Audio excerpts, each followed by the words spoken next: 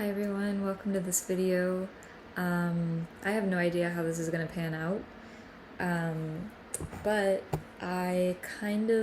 the way that I make these videos is typically I feel a feeling, I remember a story, and it awakens something in my heart, and then I press record and I talk about it, so I have no idea what's going to come out, and some videos feel more fluid than others. Some feel more complex, layered, sticky, emotional, and this is one of those for sure. So this video, in this video I want to talk about my experience of being erased and and a snippet of my reality, my experience, dealing with narcissistic abuse, having evaded almost being human trafficked, and being the scapegoat, being treated as the problem, and being sent to a troubled teen industry facility where institutionalized abuse happens and it is passed off under the guise of treatment or rehabilitation. And so there are some of your trigger warnings. Hi, Butter, my cat. She's probably going to make an appearance. Hi, sweetie. So yeah, and so basically what inspired me to want to talk about this story is just this feeling of erasure, this feeling of not being seen, not being heard, falling off of people's radars, being just regarded as less important, less present, because I was watching a Netflix docuseries about the Dallas Cowboy cheerleader team, and it's actually very well made, very entertaining, and really soulful and sweet. And there's one character, one girl on the team, and her name is Victoria, and she talks about her experience of not feeling seen or reciprocated to by her team, and she kind of feels like a bit of an outsider, specifically in this environment. And there was one cutscene, this is Butter, there was one cutscene in the interview where this other girl, I forget her name, but she made a comment on just kind of her dynamic with Victoria, and she said something about how it's hard to reintegrate someone who was gone for a year. I don't remember the exact details or whatever, but that and I'm not saying it exactly how they said it, I don't think, but that was just the basis of what she said, and it cut straight to my heart, and it made me just fall really sad all of a sudden. And I felt just this wow, at first I was having these thoughts of, because I've moved around in my life and I've uprooted my life and I've started over and I've traveled and I've put myself headfirst into new communities, new environments, new towns, new states, new lifestyles, just like that. And I think in a way it's a skill that was derived maybe from trauma, and maybe just something that I'm naturally good at. I'm I have a boldness and ability to be just bold, but at the same time there's a deep loneliness that counters that. I can put myself in any social situation and feel relatively present, and confident in a way, but then when it comes to belonging, there's sometimes a rift, and it's also just rare in general to find true soul kinship types of people. And it's not that I haven't found that before, it's just that I'm aware of the rarity of it. And I'm kind of going off on a tangent. and I'm a little bit in my head because this is very complicated and emotional for me to talk about, but I wanted to talk about it, and I don't even know why I wanted to talk about it. It's just part of my story, and it's a reality that I've lived, being erased. And even as I like reflect on this, I feel a little bit of dissociation. So I'm probably gonna get emotional at some point if like something hits and something just lands in the story. But yeah, so I'll just kind of start from the beginning as much as possible. I am from New York. I grew up in New York, and when I was 16, I got involved with a man who was about twice my age. And the reason that I got connected with him in the first place was because for my entire life, I never had emotional validation that I needed. My father died in a plane crash when I was 7 months old, and my mom unfortunately she made some bad choices and was emotionally neglectful, and it still affects me to this day. There was classic narcissistic abuse that I went through, but you gotta just chill, honey. She likes to rub her face against my laptop, but I don't want a shaky video for you. So yeah, that sucked. And I, went through abuse at home, and as people who go through psychological abuse often experience, I did not have an outlet. I did not have a space where the depth of my experience was held and seen, and I wasn't taken care of. The stuff that I was going through was not something that anybody around me at any point in my life up until later on was equipped to see and to recognize and to save me and give me what I need and help me. And so I had this emotional void in me that led me to seek out connection in desperate places such as online chat rooms, which is where I met this person whose intention was to abuse me and to traffic me. And I was 16. I was about to be 17. This connection with this person went on for about 4 months until my mom hired people to legally kidnap me. You can look this up. It's called a transporter.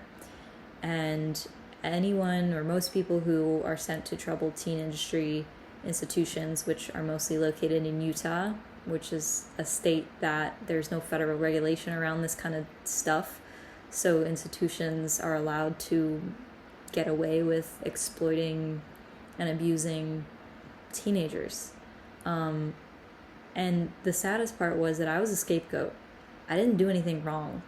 I was just emotionally devoid of mothering care that I needed.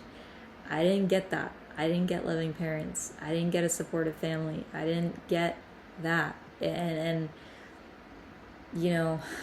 I couldn't help the fact that I was biologically wired to seek it from the very source or sources who were not good for me and not able to provide that, and still aren't able to provide that. So, that's not something that any of my friends, any of my teachers, any of my friends' families were ever able to see or reflect back to me ever, which is isolating. It's isolating because there you are in your own world experiencing something excruciating and real, and not a single soul on the outside can see it. And I remember my childhood friends, my childhood best friend, the older I got, the less I wanted to hang out because the weight of the weight of this I don't know what to call it, this dissonance between my reality and what I felt people around me were able to see and pick up on and recognize. It was just heavier and heavier and heavier. And it's still something that feels very heavy for me today. Not necessarily those specific things, but just that reality of my reality not being even perceivable by most of the people around me because of everything that I've gone through, and because of also the way that I filter reality, the way that I experience the world.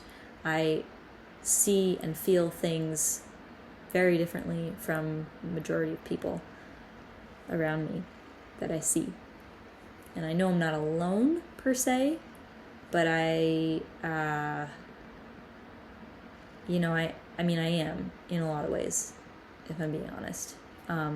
So anyway, I was sent to this troubled teen institution. And this is the erasure part. I was sent there without warning, without an opportunity to... Here's where the emotions come in, because this is the realest part. I was sent there without an opportunity to have any kind of closure with any of my friends. I was sent there not knowing how long I would be going there for. And I'm like taken aback by like how cruel, how unjust and how cruel it is to treat a human, no matter how old, no matter how good of a scapegoat they are for you and your lack of ability to take accountability, but just the lack of consideration, the lack of care. And I grew up my whole life not feeling seen or heard by my mom. She was the only parent I had. She was really the only close family I had. I had a grandmother, and I felt warmth with her. I felt coziness with her, but that faded the more emotionally intelligent and mature I became. When I started to grow up and become a young teenager, an adolescent, whatever, and have deep, complex emotions, that's when I stopped being able to connect to and relate to my grandmother. And with more and more people, and with my own family, because, as a child, there's just unfiltered love to go around, and I didn't get the opportunity to grow into deepening that kind of loving, familial, devoted bond that I was wired for. And that, in a way, was a form of erasure. So that feeling was already, unfortunately, something I was familiar with. And then, yada yada, abuse, emotional void. I seek out a guy. I didn't know he was a predator because I was so devoid. It was like, I don't know how to describe it. It's like, imagine being stuck out at sea for years, and the first semblance of food floats by. There's trash in the water, but it's quasi-edible. Maybe it's a piece of moldy food. It's covered in green fuzzy mold, but it's the first food that you've seen in years. I mean, you realistically probably maybe be dead at that point, but just trying to paint a picture here. That was the state of my emotions at the time. I was surviving emotionally, so I reached for what was there, because due to my survival mode processing, I didn't have the discernment turned on in my brain to protect me from this guy's real evil character. And for the record, him and his family ran a trafficking ring. That's a separate story for a separate time. I have another video on my channel. It's about almost 2 hours long. It's an hour and 45 minutes long, I think, approximately. where I talk more about the details of that story, almost being trafficked and being sent to Havenwood Academy in Utah, and some of the things that went on behind the scenes with this guy and his family. And I mean, we've had him professionally background checked, and my mom spent thousands of dollars on that for them to just validate, yep, his family runs a trafficking ring. Yeah, they're evil people. But where's the justice? Then that's another form of erasure. Where's the justice? Where is all the riot? Where's the ruckus? Where are the people making a scene about this person and his evil family? And I was a victim. I was a victim for that. And because of the abuse that I went through and what I was trained neurochemically, like on a nervous system level, what I was trained to seek out. And trained is not the right word. Conditioned is a better word. Because like I said, when you're starved of something for so goddamn long, when you see like the faintest semblance of that thing pass in front of you, it's like your brain goes reptilian and you just lurch for it and grab it, even if it's moldy, even if it's toxic, even if it's this or that. So that explains why I sought out a man who had terrible intentions and was evil. And that explains why a lot of my romantic relationships were also narcissistic, abusive. That would explain why a lot of my friendships felt non-reciprocal and like I felt invisible, I felt forgotten, because it's hard to uphold self-worth, to match my behavior with a level of self-understanding of my worth while I'm in survival mode and my nervous system is deprived of like basic love and basic needs. So this is not to shame myself or to shame any of those behaviors, which is another thing that I have suffered from in my healing process, is because people see, I was in a relationship with a narcissistic person. I sought out someone who was a trafficker. I was raped. I was this. I was that. I chose this person. I settled for this person. And it becomes a reflection of me. But it's not a reflection of who I am. It was a reflection of a girl deprived of her basic needs in survival mode, doing her best without love. And that's it.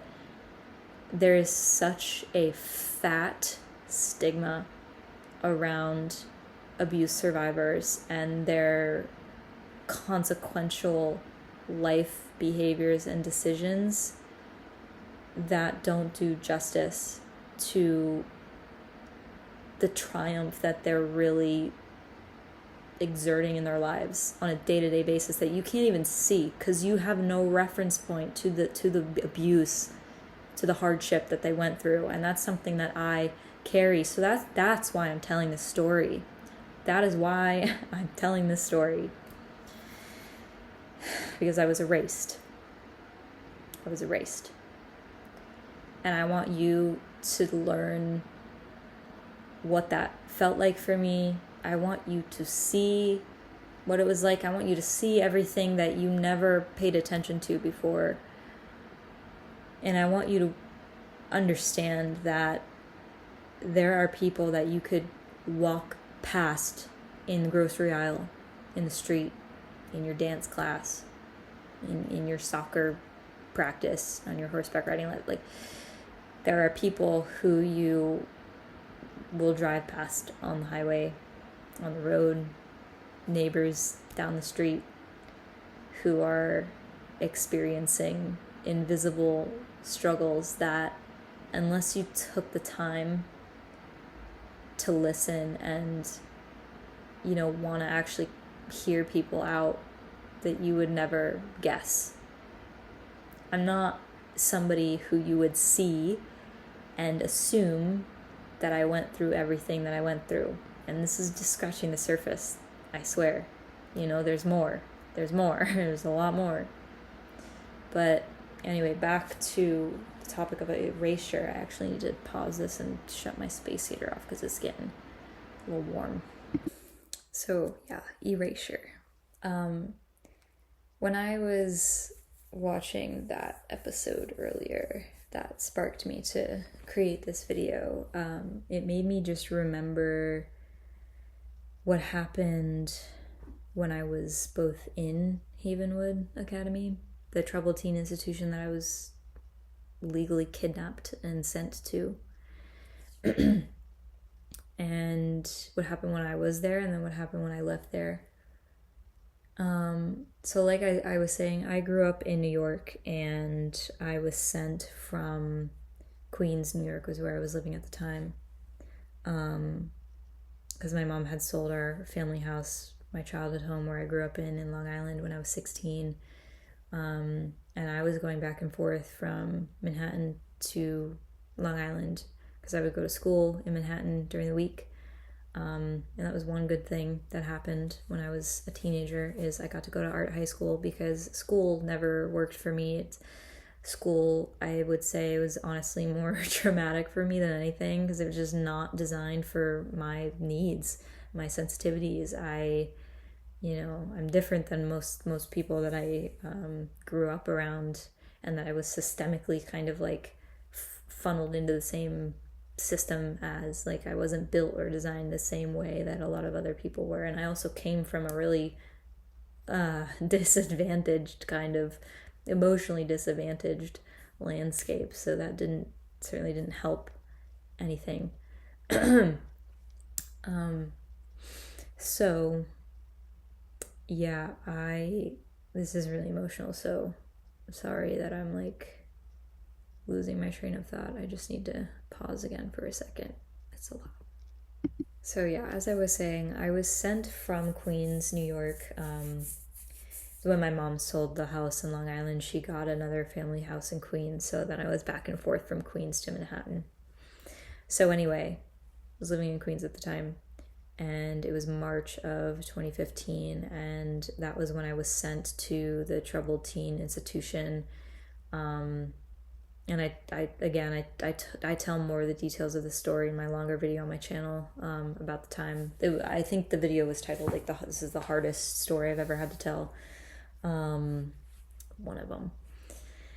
But yeah, I was sent there, and I remember when I got there, I didn't know how long I was going to be there. And then when I found out that it was going to be a couple months to like over a year,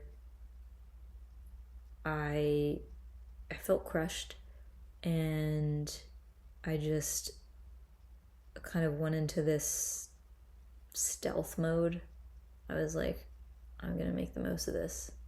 That was genuinely my attitude, and I expressed that, and a lot of like the staff and the girls living there, they didn't believe me, but then they saw over time that like, yeah, she was serious. Because I wasn't gonna fight, I wasn't gonna try to fight this. Like, I was in it. And ironically, I was looking forward to like commiserating with my sister, who was also shipped off to a bunch of boarding schools when she was younger. I was excited to finally have like another common ground that I could share with her, like that my sister, went to a institutionally probably abusive boarding school that ignored her needs and treated her like a problem, and neglect up the wazoo. And then, unfortunately, she killed herself 3 months after I was sent to Utah. So when she committed suicide, I was sent to Zion National Park. My mom, my aunt, my grandmother, my brother, they all went out there, and we're Jewish, so our morning tradition is sitting Shiva. So we sat Shiva for a week at Zion, but it wasn't enough. I laugh because it's such a joke.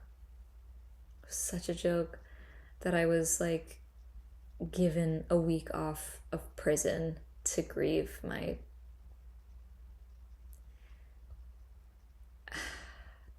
sister who killed herself. I was given a week off of prison with family who wasn't able to really support me or be, it was just like hell. And in that time period, I actually think that we did fly back to New York for like a night or something, 2 nights. I don't remember exactly. The details are blurry. For my sister's funeral. And one of my childhood best friends who, I was close with her when we were like 6 years old in like kindergarten. I would go to her house like in the middle of the night. Like we would have late hangouts, sleepovers. Like we were very, very close. And I loved her. And she was at my sister's funeral, and that was such a mind fuck for me.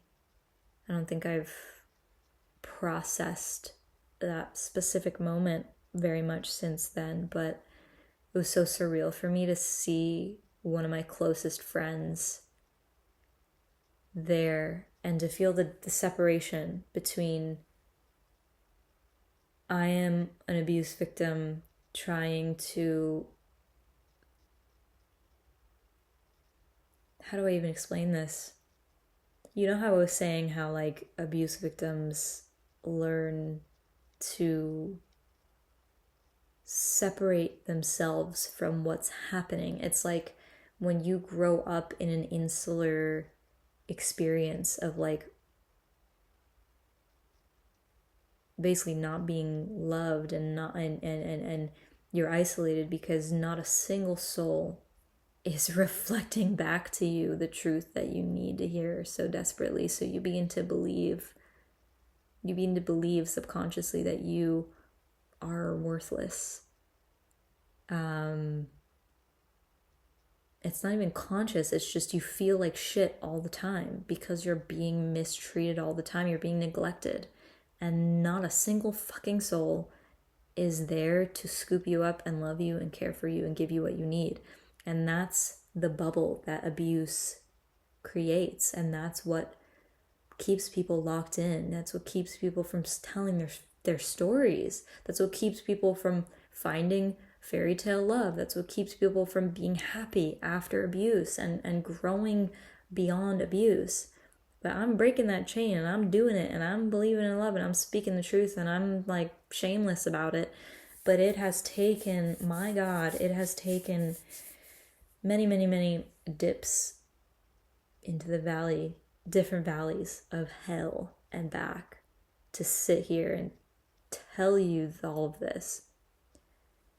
So I was standing in front of my childhood best friend, one of my childhood best friends, and there was this overwhelmingly performative wave that washed over me, and I smiled at her and I said, "Hi," and she was like, "Call me, text me," and I was like, "Okay," but I couldn't.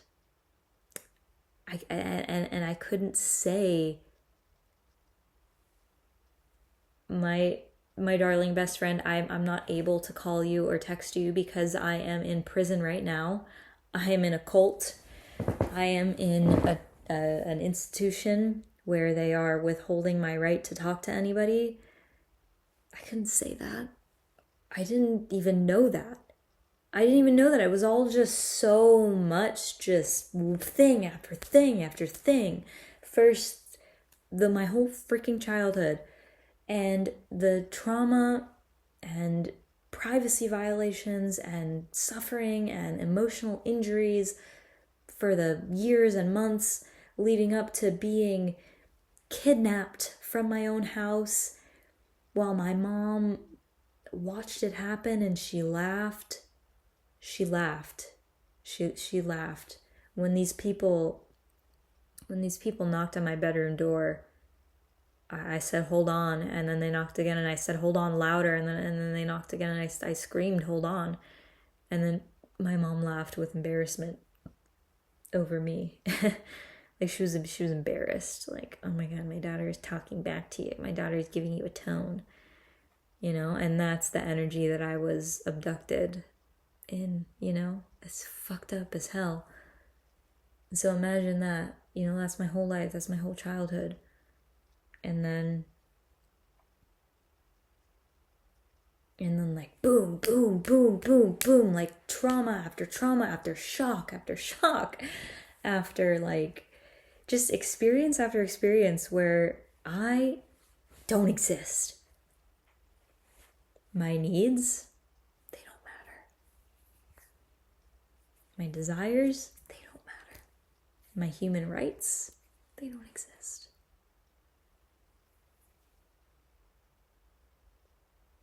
My reality, nobody sees it, nobody hears it. So then all that bullshit drowning me when I'm standing face to face with my childhood best friend who has no fucking clue where I've been or what was going on. Why? Because I was erased by my mom and by the people in my life. I think this is part of the reason why I'm such a idealist or advocate when it comes to community. I understand the importance of it, and it's ironic because I have no community in my life right now because, I have walked around all my life carrying the perspectives and the trauma of what I've been through. And, the truth is that I have special needs. The truth is that I need like support that, an average Joe is not able to give me. And unfortunately, in this day and age, it's either incredibly rare to find or I can find it in a place where I feel like I'm in conflict with some of the core values that the people that are able to provide some of the things are. So it's like there's an incompatibility on some levels that's like so deeply dissatisfying because I just or like I have to pay like for a therapist, who's trained. So again, this is all part of my story, and this is all really, really necessary for me to voice because I know I'm not the only one who has endured this or is going through this. But yeah, I mean, I don't have really close community right now. I'm also healing through a lot of health things right now. But as soon as that's kind of done, I'm going to go continue traveling and hopefully find a new place to live and plant roots and hopefully find my people. And I'm confident that I will, But anyway, this moment at my sister's funeral was really, I just have so much like love and respect for the 17-year-old version of myself who was standing in that moment, who was literally like standing on her feet and breathing after going through trauma after trauma, blow after blow, shock after shock to the system, like nobody's goddamn business. And she got me here. She took me here. She chose to keep going. She chose to become me right now. And that's amazing.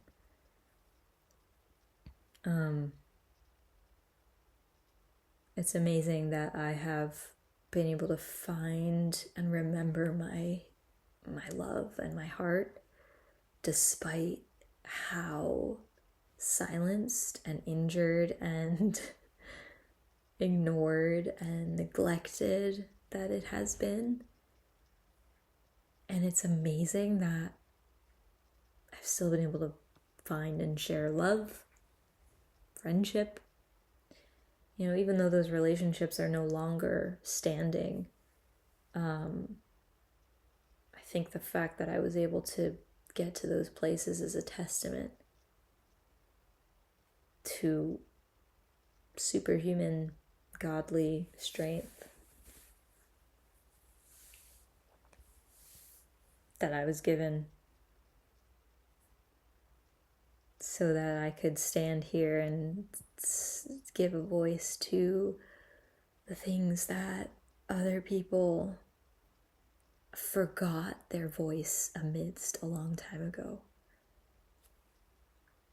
All the stories that I just shared with you are things that subtly color and influence my character, my values, my priorities, my passions, what I care to talk about and not talk about in conversations, like to this day. And all of this stuff is just constantly under the surface. And in a way, it's what gives my life meaning, because I freaking survived all of that and more. And like, I still feel so soft inside. I still feel so full of love, and love that was robbed, love that was stolen and exploited. And I did not lose that. Like, through being erased. And that is why I'm here making this video, and this is my life's purpose right now. This is it.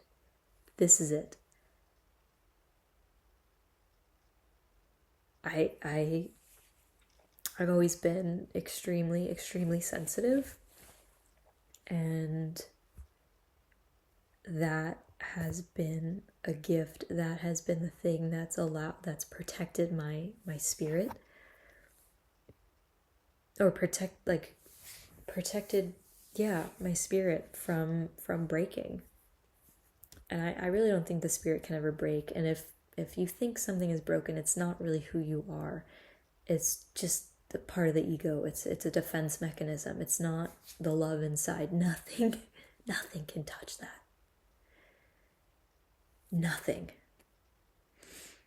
You know, the spirit of the human is indomitable, period, because that is the light, the breath that God put in you. That is not your personality. It's not your ego. It's not your identity. It's not who you think you are. It's not what you see when you look in the mirror. It's the breath in your lungs. It's your spirit. Like, it's what God breathed into you. It's the life God breathed into you that can never be touched. And I think that I've always just felt that and heard that and connected with that deeply through nature, through relationships, through my cat, through plants, through books, through textures, through pretty art, you know, through storytelling, and those things, and just the quality in myself that I was able to pour through those things is what, you know, saved me from this. But anyway, back to the erasure aspect.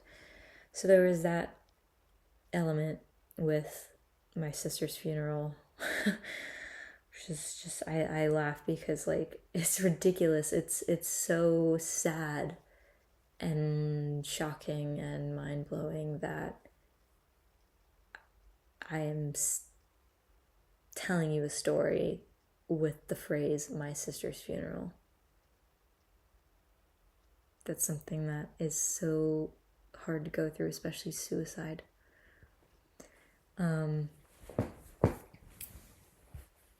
And so after all of this, you know, once I spent 10 months in this facility,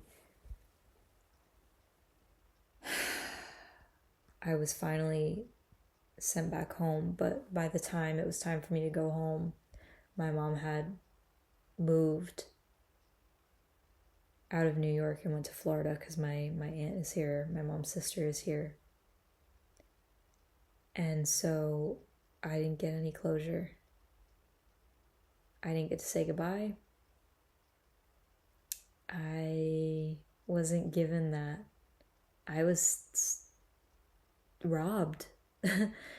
I was like robbed. I was abducted. It was not fair. It was not fair. And it's not like a natural disaster came and swept everything away. You know, at least there's closure in knowing that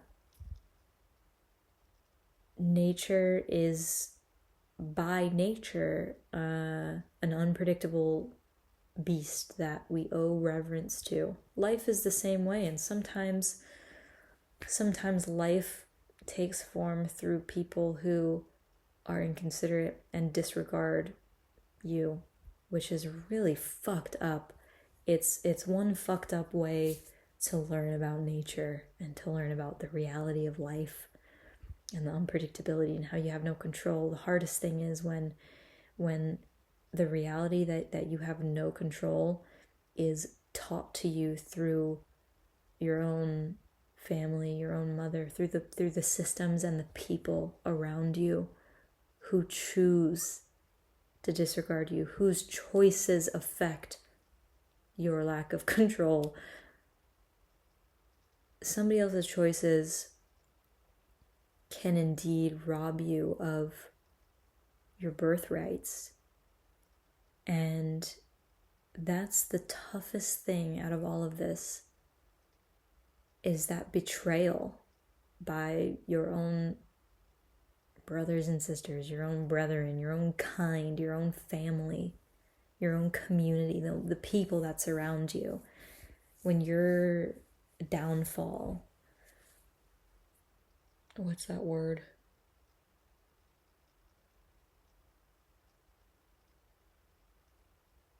When you're, I'm forgetting the word, but when you've been, I guess, forsaken is the word, like, yeah, by the people around you, it's a really, really harsh reality to accept.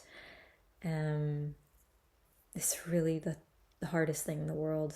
Just betrayal, you know, the betrayal, the erasure. When I got home, I remember looking on my Facebook for the first time in, it would have been 10 months. And I remember seeing a post from another one of my best friends who I got really close to when I was like 13. And damn. That makes me so heartbroken to think about. Yeah, I was really close to her when I was 13, and then when I looked at my Facebook, when I finally got home from Utah again, I saw a post that she made asking, like, does anyone know where I went?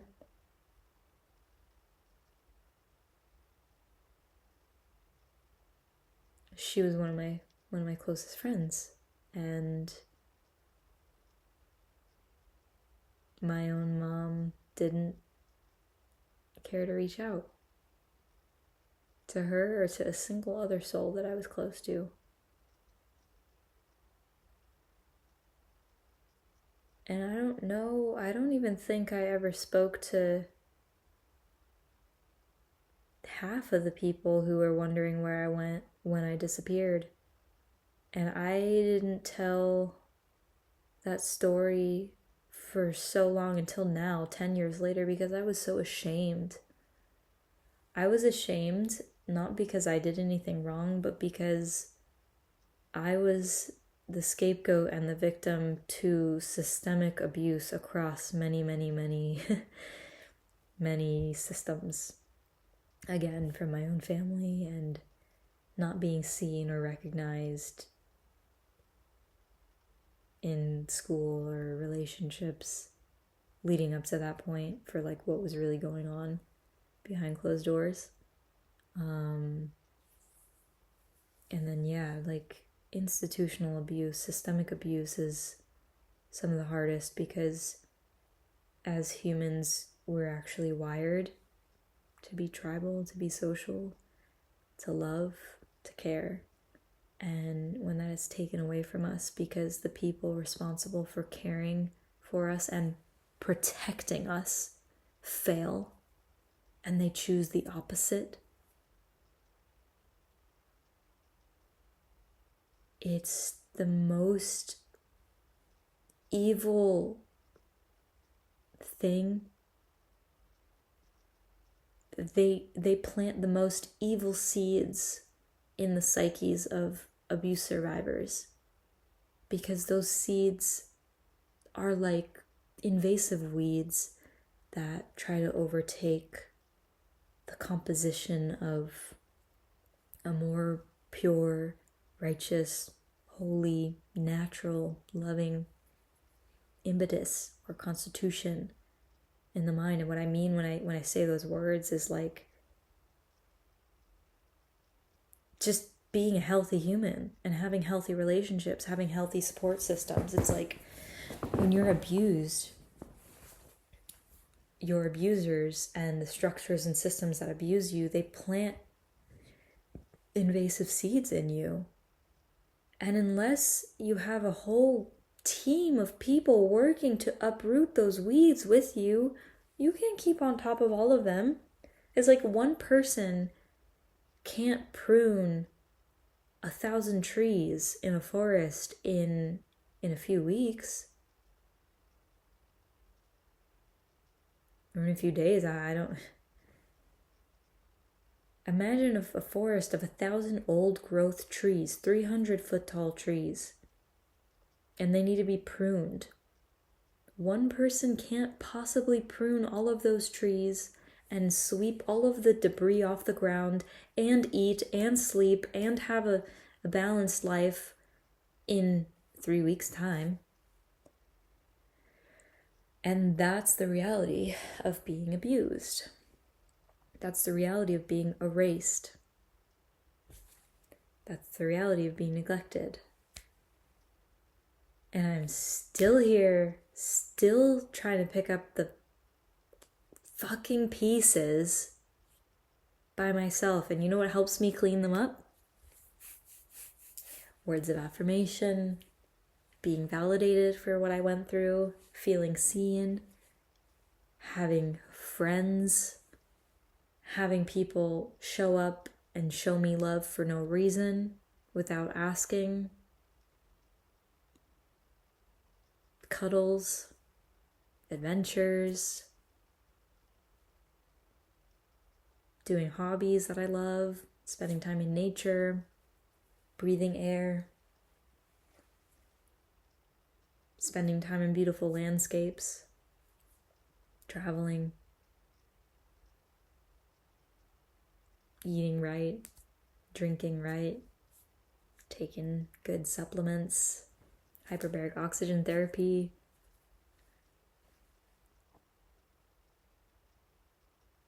Those are things that help me pick up those pieces.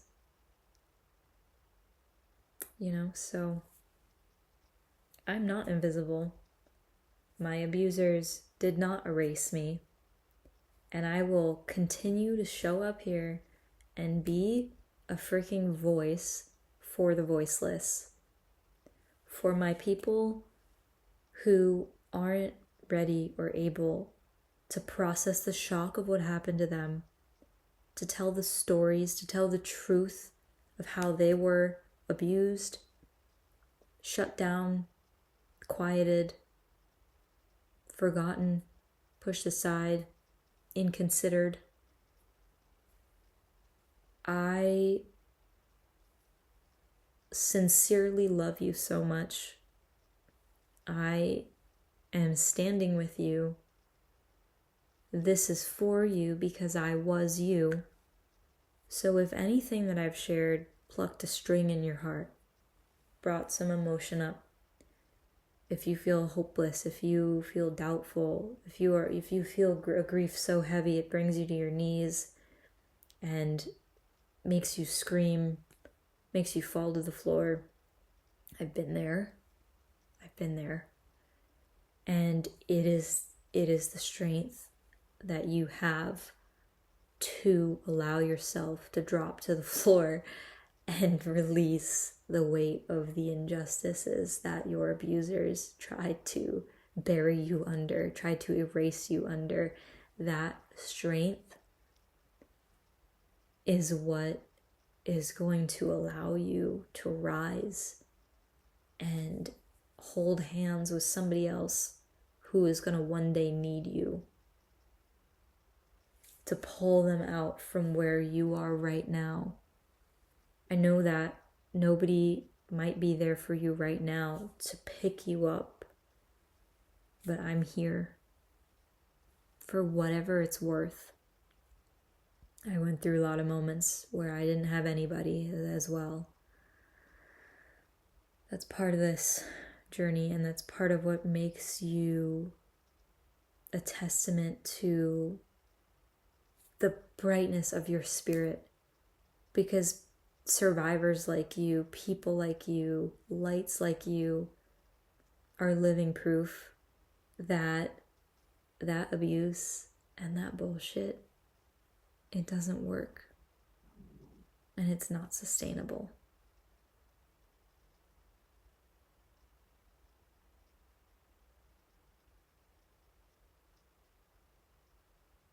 It's really shocking that this is still going on in the world.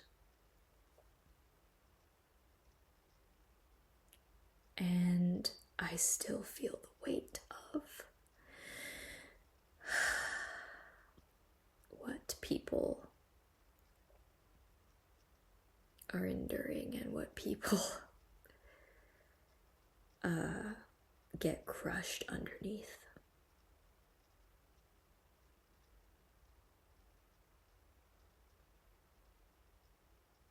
And I grieve for all of those people. But I will never be quiet. I will never stop telling the truth. I will never not shed a tear where it deserves to be shed. I will never hold back. I will never silence myself. I will never treat myself the way that I was treated. I will never tell myself the same stories that all of the abusers told me. And let this be proof. Let this be a flare. Let this be a bright, obnoxious, loud warning signal, message to the universe that shakes the earth enough to begin to weaken the foundations that these destructive systems are still standing on. The troubled teen industry, unchecked narcissistic abuse, broken families, broken communities, school systems lacking trained eyes to see these things, to fill in the gaps that abused children are not getting at home and not being recognized for. My voice was given to me to tell you the stories that you need to hear in order for these changes, for me to be a part, for my voice to be a part of these changes to begin taking place on earth. I went through the worst of the worst in all of these areas, and I survived, and I saw what I needed to see, and now I'm here to tell everything about what I saw so that it can no longer go unchecked, so that people can either choose to turn a blind eye or take accountability where they need to. But the reality of speaking the truth is that it exposes those who are cowards and who are noble. I think you're either one or the other. I genuinely think you are either one or the other. You can choose to swing to one side or the other. You can choose to be ignorant.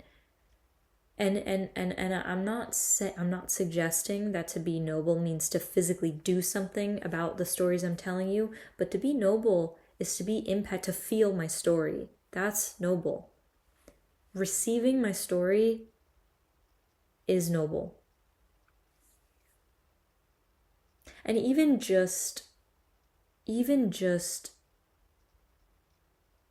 acknowledging that maybe you can't understand some of this stuff, you can't relate to it, even just sitting here watching with the intention to just be present, that's noble.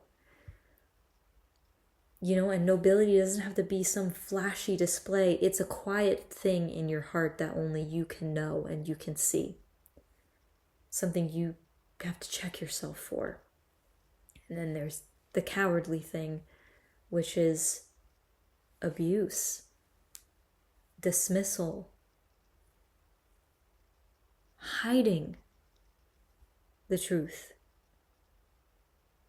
when it won't kill you or hurt you, because it's a real thing. Sometimes telling the truth actually puts your safety at risk, and that's not cowardly, that's that's survival. That's a very real thing. So I hope that this story impacted you. Leave a comment. Let me know how you can relate. Put your story in the comments so that other people can see that they're not alone. If there's something in my story that you resonated with, put it in the comment to let people know that they're not alone. You see them, you hear them, you are them, you're with them. Your voice is heard. I'm going to continue telling my stories so that you don't have to sit here thinking you need to carry the shame of things, consequences that were never yours to carry. You were just born into unfortunate circumstances. You were just a scapegoat. Your light was so bright that these people didn't know how to respect that. They didn't know what to do with it. So, yeah. Be strong. I love you so much. And I can't wait to share more. And if you have any questions or you wanna hear me talk about anything specific, what helped me, what I went through, what it was like, how to get through it, how I healed it over time, anything at all, leave a comment. I'm here. This is what I'm here for. Okay? I love you.